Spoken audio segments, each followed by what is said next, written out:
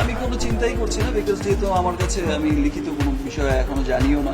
আজ প্রেস কনফারেন্সে এসে অঝরে কান্নায় ভেঙে পড়লেন চিত্রনায়িকা শবনম ইয়াসমিন বুবলি। এ সময় তার মুখের ভাষ্যমতে তিনি জানান শাকিব খান এখনো তার মেয়েকে মেনে নিতে পারেনি। এর জন্যই এক পর্যায়ে আজ প্রেস মিটিং এ আসতে বাধ্য হন এই অভিনেত্রী। That's why I don't want to use his name anymore. আমি ওনার নামটাও বলতে চাচ্ছি না, আমি ওনাকে নিয়ে কথাও বলতে চাচ্ছি। বর্তমানে তার এমন অবস্থা অপুর চেয়েও খারাপ সময় পার করছেন। অপুর তো কেবলমাত্র একটি সন্তান ছিল, তাই তার তেমন কোনো সমস্যা হয়নি। এবং আমি এই নামটি উচ্চারণ করতে চাই না, বিকজ আমার কোনো ইচ্ছা নেই, কারণ উনি বারবার বলেছিলেন না। অন্যদিকে বুবলির দুইটি সন্তান, তারপরে কোলে নবজাত শিশু, তাকে রেখে কোনো সিনেমায় কাজও করতে পারছেন না। সব মিলে খুব খারাপ সময় পার করছেন এই অভিনেত্রী।